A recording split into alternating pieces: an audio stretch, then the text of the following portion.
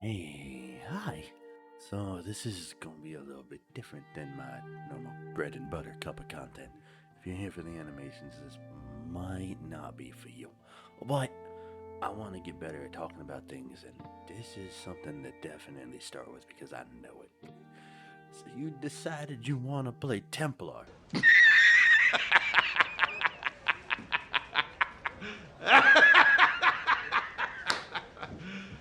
You serious? Congratulations, you just picked the worst class in the game, the neglected red-headed stepchild of all the classes.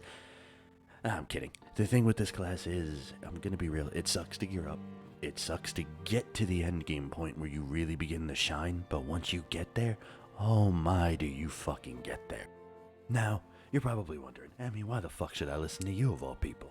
Well, for two reasons. One, if you played at any point past 4.7, you probably were using my guide on the forums initially before NCSoft deleted it. And two, while I'm not the best Templar, I'm certainly no slouch, and I have two goals here. One, hopefully to give returning players a point of understanding of like, these are the stats I need, this is the stuff I need to just jump right back into this and go. Or if you're new to the Templar class and want to have a bit more of a detailed breakdown of how it works, this is hopefully going to be an immortalized version NCSoft can't fuck up for you, with the hopes that it serves as a very stable landing pad for anybody that wants to pick up Aionclassic's Templar. Let's stop fucking around and just get right into the meat and potatoes, yeah? First things first, we're gonna need to know what items we have to even bring into a fight in the first place. Preparation is key, yeah? Absolutely. Listed here, you're going to see all of the consumable items you would necessarily want to bring into pretty much any skirmish that you get into, be it an open world, a duel, or even the arenas. Now, listed in green are going to be the items that you're going to be using consistently or have a consistent uptime of pretty much 100%. You always want them to be up. Then you're going to see the items in yellow here, which, while incredibly helpful, you may not be using these all of the time as it may not apply to all of the classes you're fighting. And then you're going to see the items down here in red. I think that's a fucking rock and maybe some candy. These are going to be important items that are going to be used situationally when you really need to try hard, or you will need to purchase these relatively sparingly despite their importance. Despite only purchasing these once or two times a month, you are still going to need everything on this list. Like I said, it's going to have a description of what they are and when you're going to want to use them. Next, we get to talk about the fun part. This is going to be the part where all of your resources are going to go to for a very One eternity later. very long time. There's the age-old question, do Templars use sword and board, mason board, great sword? Yes, they use all of them. That's right, all of them.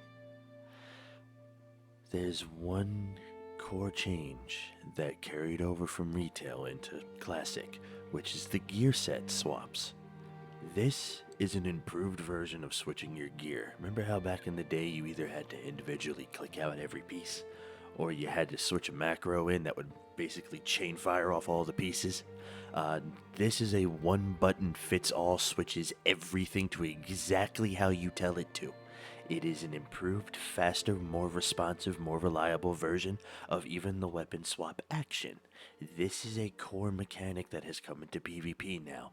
Because of the fact that gear sets are now one button switches, you will have people, and I know it's sweaty, but you will have people that swap gear sets on you every other move if they really want to. And I'm gonna kind of break down how that works for us later on, but understand that you need multiple gear sets. I'm gonna list all of them on the screen now, and then let you know what some of the recommended stat layouts are gonna be for your core 3, which are gonna be your attack sets, your accuracy sets, and then of course your mitigation set for block. Gearing up is a very expensive thing. Let's take a look at the cost of just one green mana stone for crit.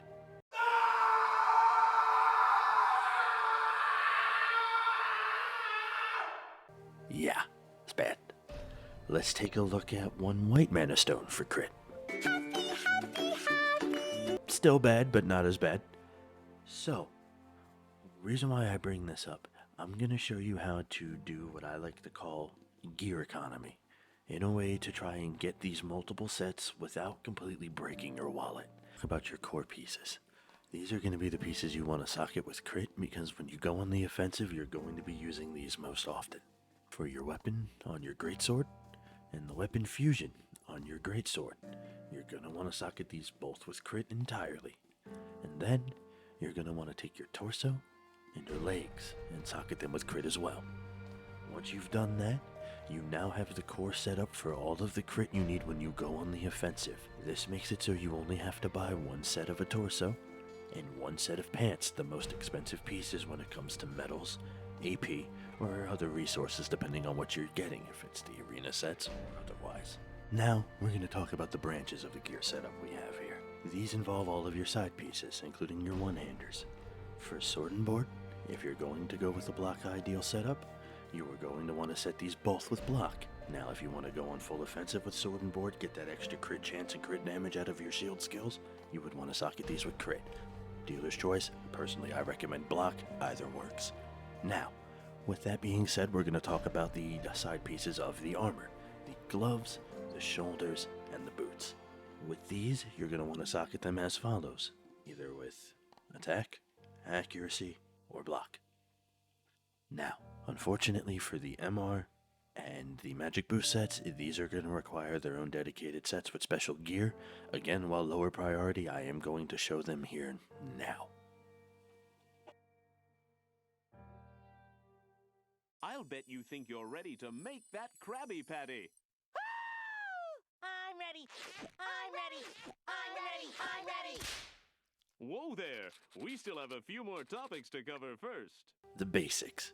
Yes, the basics. We're gonna talk about moving. Now I know what you're thinking, Emmy. No shit, I have to move to be able to fucking PvP in a game. I know, it sounds dumb, but there are 3 core components you're gonna need to know about. One is whether you're considered airborne or on the ground. Reason being, when you go airborne, and I don't mean flying. While you can fly in this game, if you jump down a hill and you're in the air for more than a second, it will consider you in an airborne state. There are actually bonuses for what direction you're moving. When you move forward, you gain 10% damage and lose 10% of your defense. When you move to the side, you gain 500 or a base 50% evasion on your current stat. When you move backwards, you gain 1000 block and parry on your current stat. It is not a true base 100% or a base 50%, as it still is going to roll against the opponent's accuracy. Keep in mind, though, that it will only show a plus and a minus, not these exact values. These had to be mined up. And now, we're going to talk about one of your most controversial and most used mechanics, auto-attacking and weaving. Is the art of stuffing auto-attacks in between skills to maximize your damage output. There are 2 types of weaving in this game, weaving and auto-attack animation canceling weaving, or as I like to call it. So in order to get to the second tier of weaving, what you're going to need to do is put this auto attack button somewhere where you are able to indiscriminately and autonomously spam it, unique from everything else you have available to you. Personally, I recommend putting it on one of your thumb buttons. I have a 2 thumb button mouse. One of them is dedicated to weaving. I press that button so much I think my thumb might have abs. Now, in order to ensure that you're able to use your skills effectively, I'm going to open up with this. There's no set way to use your skills that is going to guarantee your success in 100% of the situations. This game has RNG in it. It is a very situational based game. A skill tier list, that in itself would be a whole video if I wanted to break down why each skill is amazing and why each skill is bad. That would take too much time. So what I've done instead is made a skill priority list. What this is, instead of ranking the skills by how good they are, it ranks them by how often you're going to find yourselves using them. I've taken the time to organize them by standard and stigma skills, as well as utility versus actual active attacking skills. Now, the skills in green are going to be high priority or often used skills. By high priority, I mean you may actually drop a combo that you are attempting to do to get one of these skills off. Now, the skills in yellow, while not necessarily ranking them as bad, these are going to be skills you're going to use less often, reason being there may be a mechanical advantage to using them sparingly, or there may be some sort of trigger or drawback that has to come into play when using them, such as a longer cooldown. Now, the options in red here are going to be avoided for a number of reasons. Either this skill is just, it doesn't bring anything to the table for PvP, or it's something where there is a mechanical disadvantage to using the skill. I have also included a couple of stigma paths for both damage and support, along with some core choices and a few flex recommendations. Now, of course, ultimately what you choose is up to you. This is just what I like to run with and my personal favorites. Now what we're going to do is we're going to go into some of the core mechanics and skills that you need to know about the class. This is going to include things that you're going to find yourselves doing often, or things the class is famous or infamous for.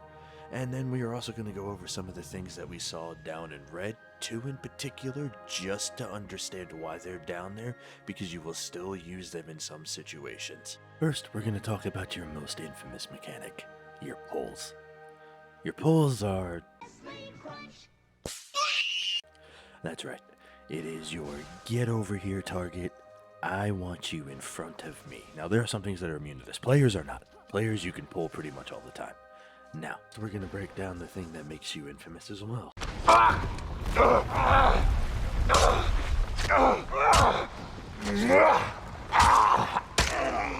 Fucking die! We're going to talk about what makes you such a tough son of a bitch to kill. Your utility skills. These include a number of things that prevent you from being either CC'd, hit with spells, sometimes some good old damage immunity, or allows you to heal up to ridiculous amounts. Long story short, it makes you out of what is Templar's philosophy. If I not die longer than you, I win.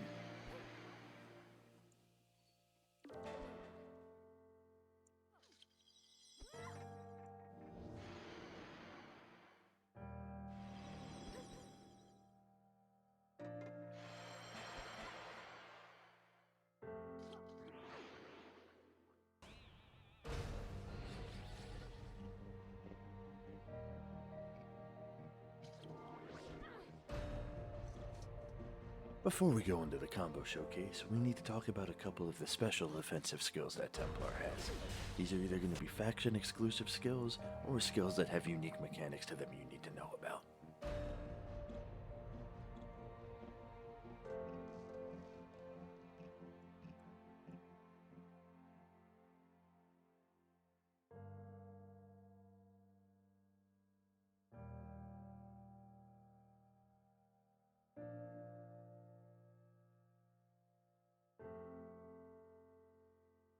Now we're going to get into the combo showcase. Keep in mind, these are just going to be a couple of strings of skills you are able to put together and use for maximum efficiency. Remember the gear swaps I was talking about from before in the weaving? This is where it's all going to come into play. Now keep in mind, these can be interchangeable and interlinked in any sort of situation depending on what you need. These are just going to be the specific strings you are going to want to focus on, and some example combos using a combination of these strings. Keep in mind, these will be slowed down a bit. They can be input faster than this latency allowing.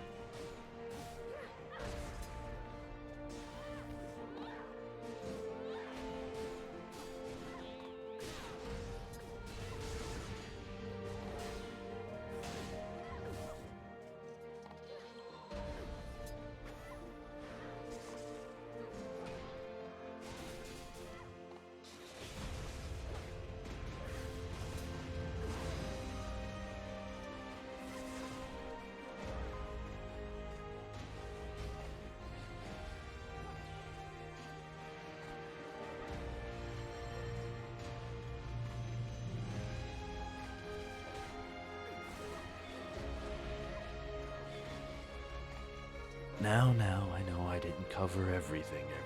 I am going to leave a few parting notes here at the end. Unfortunately, it is impossible to cover every scenario that you may encounter in this game, but these core fundamentals should be at the very least to get you off the ground. Now, for fighting individual classes, those are worthy of videos in and of themselves. So instead, to start us off, I am going to show a threat index at the bottom here, and if it is wanted, I will break down each of these fights individually. But thank you for your time, and I do hope that this helps you. If it doesn't, tell me why. If you have any questions, ask away. I'd be more than happy to answer anything. Oh, and if it's not too much to ask, if you enjoyed it, subscribe. I gotta pay my Kina somehow.